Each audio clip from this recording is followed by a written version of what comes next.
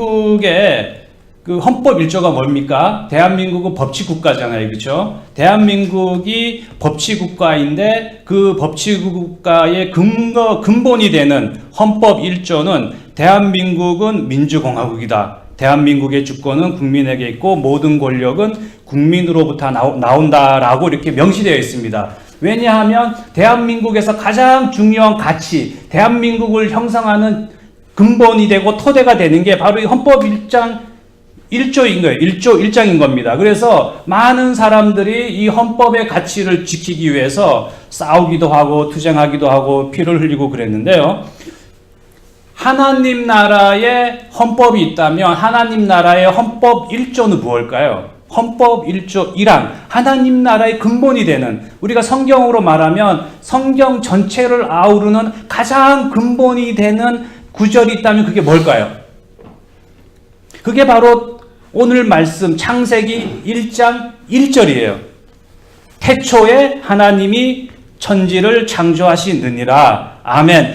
이 말씀이 하나님 나라의 가장 근본이 되는 구절인 거예요. 이 말씀이 믿어지면 우리는 신앙이 있는 거고, 이 말씀을 도저히 믿을 수 없다 그러면 내가 무신론자가 된다든지 아니면 불가지론자가 되는 거죠. 그래서 많은 분들이 이제 묻잖아요. 아, 목사님은 어떤 성경 구절이 가장 좋으세요? 뭐 그러면 이제 여러 가지 뭐 얘기가 나옵니다. 뭐 요한복음 3장 16절, 뭐 그 빌립보서 4장 13절 여러 개가 나오는데, 누군가가 저한테 묻는다면 저는 창세기 1장 1절 태초에 하나님이 천지를 창조하시느니라. 저는 이 말씀을 제가 가장 좋아하는 구절로 저는 삼고 싶습니다. 왜냐하면 이 말씀이 믿어져야지 우리가 신앙을 제대로 시작하게 되는 거예요. 자, 여기서 질문은 뭐냐면, 태초에 하나님이 천지를 창조하셨는데 그럼 언제 했을까요? 언제 했을까요? 불과 18세기까지만 해도 많은 신학자들, 많은 사람들은 이 지구의 나이, 이 세상이 만들어진 나이를 6,000년 정도로 생각을 했답니다. 근데 우리가 과학이 발달되면서 여러 가지 조사를 하고 연구를 해보니까 적어도 1, 2억 년 전부터 이 지구는 생성이 됐다는 거예요. 예. 근데 제가 이 말을 왜 하냐면, 요즘에 많은 젊은 사람들이 교회를 떠나고 기독교를 안 믿고 그리고 이 신앙생활을 안 하는 이유가 뭐냐면, 우리가 너무 과학을 외면합니다. 과학을 무시하고 그 과학하고 신앙하고 분리하는 거예요. 그러면 안 됩니다. 왜냐하면 우리가 신앙생활을 하면서 과학적으로 증명된 거, 뭐 이 세상에 공룡이 살았다라든지 무슨 이렇게 빙하기가 있었다든지 이런 것들은 다 증명이 된 거기 때문에 우리가 인정을 해야 돼요. 그러면서 우리가 여기서 과연 신앙적으로 어떻게 이거를 설명할 수 있느냐, 그거를 분석하고 설명하는 거가 이 지금 기독교를 떠난 사람들을 다시 되돌아오게 하고 있고, 우리가 안 믿는 사람들에게 전도할 수 있는 근거가 되는 거예요. 여기서 중요한 건 뭐냐면, 성경은 문자적으로 해석하면 안 된다는 겁니다. 문자적으로 해석을 하게 되면 과학과 충돌이 발생하는 거예요. 근데 성경은 문자적으로 해석하는 게 아니라 우리는 이 성경에 있는 말씀을 상징적으로, 그리고 이 말씀이 어떠한 진리를 가지고 있는 그 문맥을 봐야 된다는 거예요. 그래서 창세기 1장에 보면은 하나님이 천지를 6일 동안 창조하셨잖아요. 6일 동안. 근데 6일 동안이라는 게 이게 인간의 시간이냐 하나님의 시간이냐, 여기에 대해서 많이 그 의견이 충돌을 합니다. 근데 인간의 시간은 절대로 아니에요. 왜냐하면 우리가 인간의 시간이라고 할 때는 하루, 이틀, 3일, 4일 이렇게 되잖아요. 그러면은 그 인간의 시간이라는 건 뭐냐면, 하루라는 거는 24시간인 거 지구가 자전을 하고, 그리고 1년이라는 거는 지구가 태양을 한 바퀴 돌면은 이걸 1년이라고 이렇게 시간을 계산합니다. 하지만 이건 잘못된 거예요. 명백히 잘못된 거예요. 왜 잘못됐느냐? 바로 태양과 달과 별이 언제 생겼습니까? 4일째 생겼어요. 그 하나님이 세상을 창조한 지 4일째 되던 날 이 해와 달과 별을 만드신 겁니다. 그게 오늘 창세기 1장 17절, 18절에 나오는데, 다시 말하면 이 시간이라는 거는 해와 달과 별하고는 상관없이 이 빛이, 하나님이 빛을 창조하는 순간부터 시간은 시작이 된 거예요. 그러므로 인간의 시간과 하나님의 시간은 완전히 다르다는 겁니다. 그리고 시간은 절대적인 게 아니에요. 우리가 상식적으로 생각했을 때는 시간은 절대적이다라고 생각하는데 시간은 상대적이라는 게 이 양자역학을 통해서 증명이 됐습니다. 이거 물리학을 공부하시는 분들은 아는데요. 이 시간이라는 거는 중력의 법칙에 상당히 영향을 받는다고 해요. 그래서 중력의 힘이 가까우면 시간이 늘어진답니다. 알고 계셨어요? 모르고 계셨어요? 관심이 없습니까? 저기 물리학도 알고 계셨어요? 예, 맞습니다. 그래서 시간이라는 거는 중력의 힘에 가까울수록 늘어져 가지고 그래서 이 쌍둥이 형제가 있다가 쌍둥이 형이 우주선을 타고 밖에 나가서 이렇게 이제 밖에 나가서 한 1년 있다가 돌아오니까 이 쌍둥이 형은 1년 만에 돌아와 가지고 나이를 1년밖에 안 먹었는데 여기 살고 있는 동생은 10년 이상 나이를 더 먹은 거예요.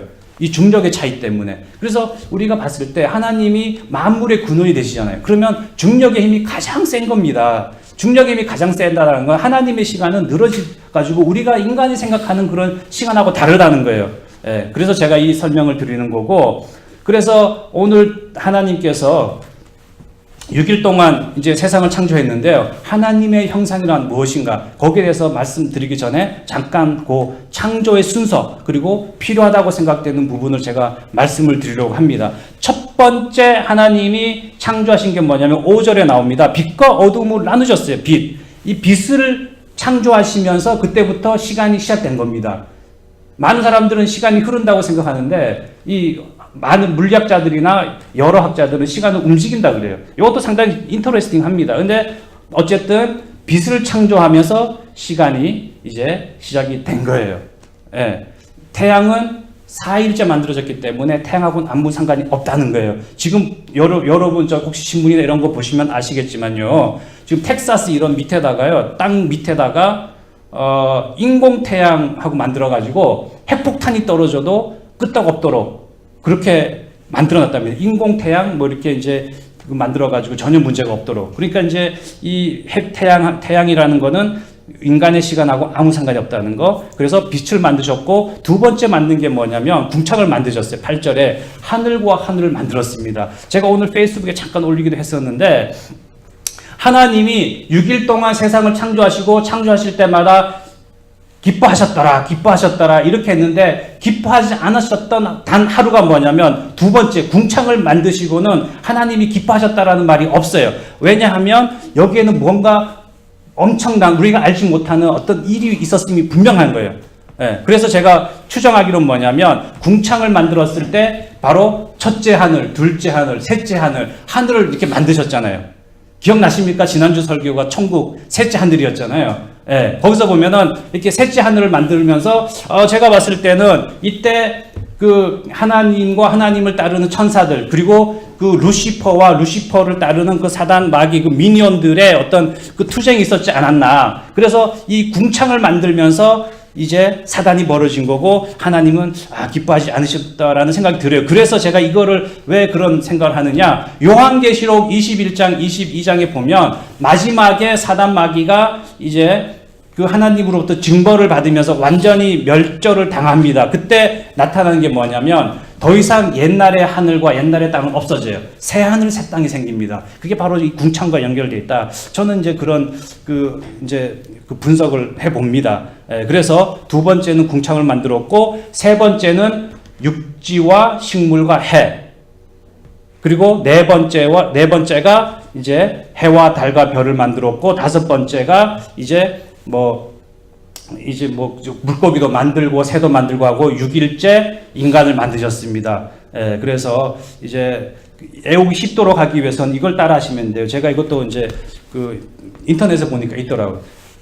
1빛, 첫 번째가 빛, 1빛, 2궁, 두 번째가 궁창, 3육식해, 세 번째가 육지와 바다와 이제 식물을 만드셨다. 그리고 네 번째가 사해 달별, 다섯 번째가 오조오, 그 조류와 어류, 여섯 번째가 이제 육동사, 그래가지고 동물과 사람을 만들었다는 겁니다.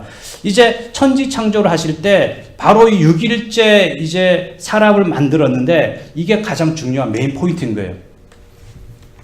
27절에 뭐라고 되어 있냐면 하나님이 자기 형상 곧 하나님의 형상대로 사람을 창조하시되 남자와 여자를 창조하시고 하나님이 그들에게 복을 주시며 하나님이 그들에게 이르시되 생육하고 번성하여 땅에 충만하라.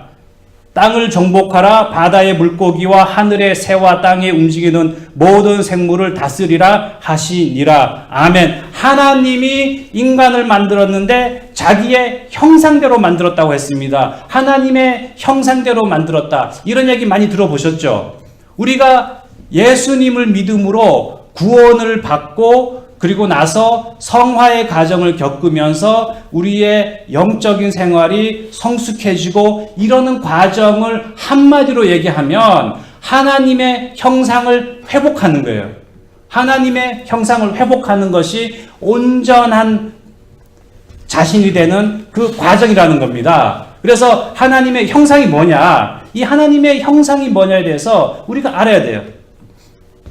하나님의 형상이 무엇인지 알아야지 하나님이 예비하신 축복을 누릴 수 있는 거예요. 바로 그게 27절에 나오잖아요. 하나님의 형상대로 창조하셨는데 그리고 나서는 복을 줬습니다. 생육하고 번성하고 충만하라. 이게 하나님이 인간에게 주신 복이에요. 근데 그 아담의 타락 이후에 인간이 하나님의 형상으로부터 벗어나면서 이 축복을 못 누리고 있는 거죠. 그래서 하나님의 형상은 뭐냐? 첫 번째는 사랑이다. 하나님의 그 형상은 사랑. 요한 1서 4장 7절에 보면 무슨 말이 있냐면요. 사랑하는 자들아 우리가 서로 사랑하자. 사랑은 하나님께 속한 것이니 사랑하는 자마다 하나님으로부터 나서 하나님을 알고 사랑하지 아니하는 자는 하나님을 알지 못하나니 이는 하나님은 사랑이심이라. 다른 구절은 몰라도 하나님은 사랑이심이라 라는 구절은 대부분 다 아실 거예요. 하나님은 사랑이에요. 하나님의 형상은 사랑이에요. 그래서 인간이 하나님의 형상을 온전히 가지고 있을 때는 하나님의 사랑으로 충만하지만 우리가 타락 이후에 죄와 사망의 저주 아래 놓인 다음부터는 사랑이라는 것이 사라진 거예요. 그래서 이기심이 생기고 자기 자신만 사랑하고 탐욕이 생기고 이웃을 이용하고 이웃을 나쁘게 하고 이런 것들이 발생한 거예요. 우리가 왜 성령의 열매를 맺어라. 성령의 은사라는 것은 성령의 열매를 맺기 위한 수단인데 성령의 열매하는 게 뭐냐면 결국은 그 성령의 열매는 사랑입니다. 성령의 열매가 9가지가 있잖아요. 이 9가지를 한 단어로 표현하라 그러면 그게 사랑인 거예요. 사랑. 예. 그리고 우리가 성화의 과정을 겪는 거 이것도 뭐냐? 결국은 사랑을 회복하기 위한 겁니다. 사랑을 회복하기 위한 거. 제가 이제 영화를 많이 안 보지만 프로즌 겨울 왕국 영화 다 보셨죠? 다 보셨죠? 애들 때문이라도 보시고 그래요. 프로즌. 예, 프로즌 영화를 보면 안 본 분들을 위해서 잠깐 설명을 드리면 이제 이 프로즌이 뭐냐면 어떤 왕국이에요. 왕국에 공주가 2명 있었습니다. 엘사와 애나. 그쵸? 엘사와 애나가 있었어요. 엘사와 애나. 엘사가 첫 번째 이제 큰 언니고 이제 애나가 두 번째인데 엘사가 어떤 그 마법의 힘이 있었어요. 마법의 힘이 있었어요. 근데 이제 이 마법의 힘이 드러나면 안 돼. 그 왕국에서. 그래서 철저하게 감추고 있었는데 이제 세월이 흘러서 엘사가 이제 그 여왕으로 즉위하던 날 어떤 일로 그 엔나하고 싸우면서 이제 분노를 표하면서 엘사의 그 마법이 나타난 거예요. 엘사의 마법이 나타났어요. 그래서 이제 그 왕국이 난리가 나고 엘사의 분노로 인해서 그 마법이 나타나서 그 왕국이 이제 겨울 왕국이 된 겁니다. 겨울이 찾아왔어요. 그래서 이제 다 얼어붙고 이제 먹을 것도 없고 이제 뭐 살아갈 희망도 없고 그런 상황에서 엘사는 그 충격을 받아가지고 이제 도망쳤어요. 근데 이제 도망친 엘사를 찾아서 애나가 동생이 이제 그 엘사를 찾아가는 그 여정 그리고 다시 돌아와서 회복하는 그 과정이 이제 프로즌이라는 영화인데요. 제가 감명 깊게 제가 뭐 눈물을 펑펑 흘리면서 제가 이제 그 본 감동적인 부분이 뭐냐면 마지막에 엘사가 이제 돌아와가지고 이제 그 마법 때문에 자기를 저주하면서 막 어떻게 할 줄 모를 때 한스라는 왕자가 있었어. 한스라는 왕자가 있어. 나쁜 놈이에요. 이 놈은 이 한스라는 왕자는 그 엘사나 애나한테는 아무 상관도 관심도 없고 그 왕국을 통째로 집어삼키려고 한 나쁜 놈이에요.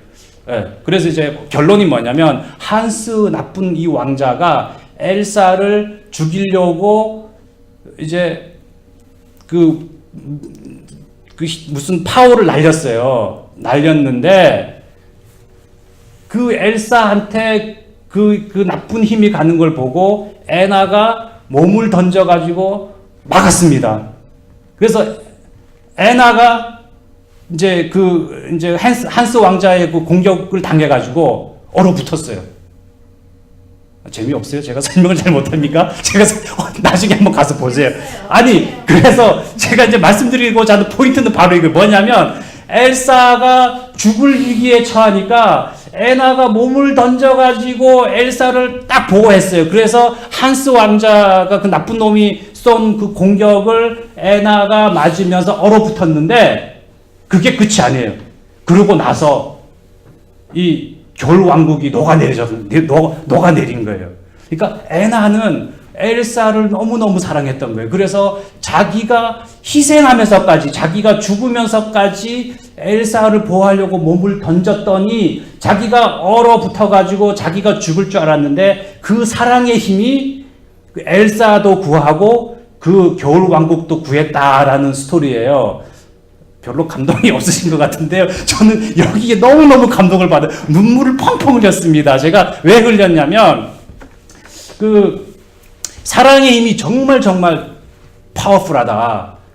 하나님은 인간을 사랑했기 때문에 인간에게 생육하고 번성하고 다스리라고 축복을 하셨습니다. 예수님은 인간을 너무 사랑했기 때문에 십자가에 못 박혀 기꺼이 죽으신 거예요. 그리고 성령 하나님은 너무나 인간을 사랑해서 지금도 살아계셔서 보혜사로 함께 하시면서 우리의 삶을 이끌어 나가시는 거죠. 그래서 제가 여기에 너무너무 감동받은 게 뭐냐면 이제 예수님의 공생의 기간에도 보면 수많은 환자를 치료하고 그 귀신 들린 사람들을 그로부터 귀신을 쫓아내고 한 게 뭐냐면 어떤 무슨 그 파워풀한 어떤 독특한 힘이 있어서 그런 게 아니에요. 바로 사랑이에요.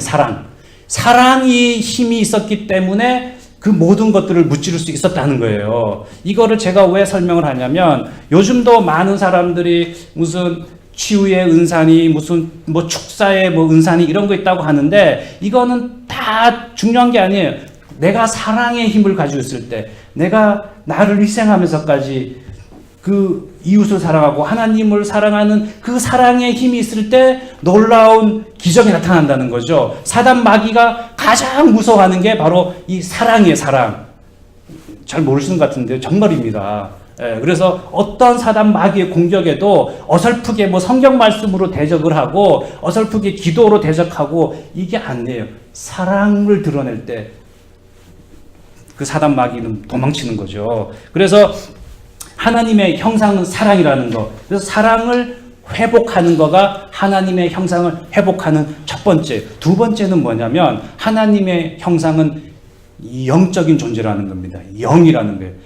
창세기 2장 7절에 뭐라고 되어 있냐면 여호와 하나님이 땅에 흙으로 사람을 지으시고 생기를 그 코에 불어넣으시니 사람이 생명이 된지라.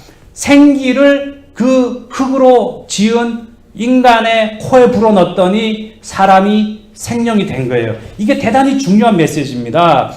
인간도 많은 부분들이 동물들하고 똑같아요. 근데 차이가 뭐냐면 바로 하나님이 생기를 불어넣으시고, 근데 이 생기를 불어넣었다는 게 뭐냐면 바로 인간의 그 마음에 하나님을 찾는 DNA를 심어 놓은 거예요. 그래서 하나님을 믿든 안 믿든 어떠한 문화든 간에 절대자를 찾고자 하는 그런 DNA가 있는 거예요.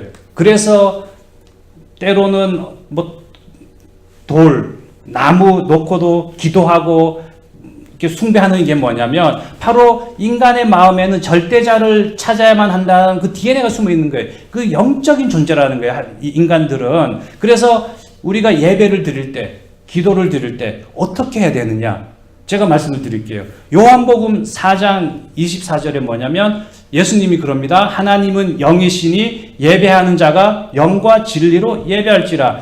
하나님은 영적인 존재이기 때문에 우리가 하나님과 커뮤니케이션을 하고 하나님으로부터 기프트를 받고 하나님으로부터 파워를 받으려면 우리 자신이 영적인 사람이 돼야 되는 거예요. 내가 육신의 몸을 입고 있는 상황에서는 영이신 하나님과의 컨택 포인트가 없습니다. 그래서 예배 드릴 때 내가 영적으로 예배를 드리고 기도를 할 때도 내가 영으로 기도 드리고 이랬을 때 바로 하나님과의 커뮤니케이션이 되는 거고 응답을 받을 수가 있는 거예요. 인간은 영적인 존재라는 거예요. 제가 그 보도원의 아침 편지라고 있습니다. 이게 있는데 거기에 있는 내용이 좋아가지고 제가 하나 가져왔어요. 이게 뭐냐면 이제 뭐라고 써 있냐면 몸 안에 영혼이 있고 영혼이 우리를 끌고 갑니다. 영혼이 메마르면 몸도 마음도 메말라 버립니다. 영혼이 지치면 몸도 마음도 삶도 무너집니다. 영혼이 메마르지 않도록 지치지 않도록 물을 주어야 합니다. 기도와 명상은 내 영혼에 물을 주는 시간입니다. 최고의 영적 휴식입니다. 아니 표현이 너무 좋더라고요. 내 영혼이 메마르면 내 삶이 메말라지는 거예요.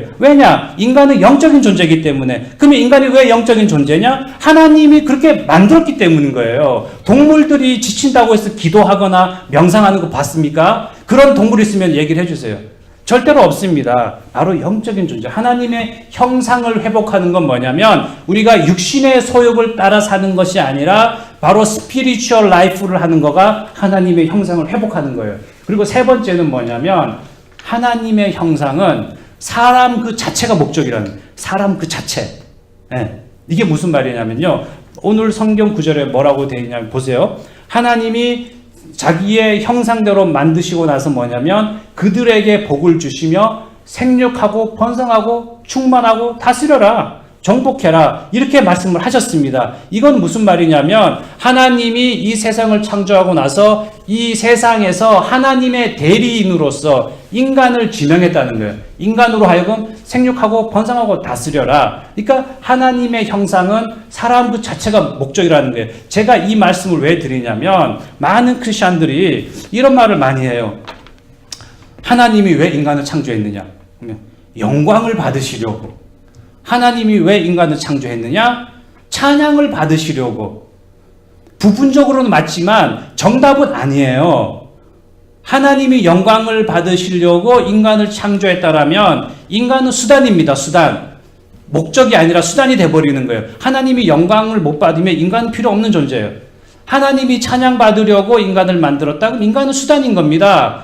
그러면 인간이 찬양을 안 하면 하나님에게는 인간이 필요 없는 존재예요. 수단이라는 거죠. 그게 아니라는 거죠. 인간 자체. 인간이 이 세상에서 생육하고 번성하고 다스리는 것이 바로 하나님의 목적인 거예요. 우리가 이제 하나님과 그의 자녀들의 관계를 부모와 자녀로 많이 비교를 하지 않습니까? 부모와 자녀.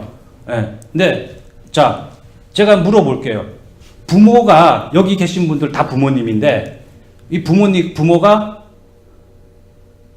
자녀가 어떻게 할 때 기쁘고 고맙고 영광을 받나요?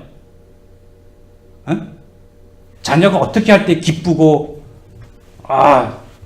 영광도 받고 그럽니까? 언제냐면 자녀가 잘 되는 거예요. 내 자녀가 이 세상 살면서 자기가 사는 그 삶 속에서 최고의 어떤 가치를 드러내고 자기의 뜻한 목적을 이루고 비전을 성취하고 이러면은 부모가 기쁜 거예요. 우리가 노골적으로 말했을 때 예를 들어서 내 자녀가 뭐 어디 의사가 됐다, 변호사가 됐다, 뭐 아이빌리그에 들어갔다, 뭐 이랬을 때 그 부모가 얼마나 기분이 좋습니까?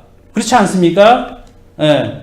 근데 자녀가 잘 못 되고 그러면 자녀가 너무 힘들고 고통받고 그러면 부모도 같이 아픈 거죠. 영광을 못 받는 거예요. 그러니까 자녀 자체가 목적이라는 거예요. 자녀가 잘 되는 거. 근데 이 자녀가 학생일 경우에 공부도 안 하고 맨날 교회 와가지고 예배만 드리고 뭐 찬양하고 이게 하나님을 위한 거라고 하면은 이게 올바른 겁니까? 아니에요. 이게 예전에 보면은 이제 많은 교육자들이 이제 아이들을 그렇게 양육을 합니다. 하나님을 섬기는 게 가장 중요한 거라고. 뭐 공부 잘하고 뭐 자기가 맡은 그 위치에서 최선의 삶을 사는 게 중요한 게 아니라 교회 와서 예배드리고 기도하고 뭐 찬양하는 게 그게 하나님을 섬기는 거라고. No!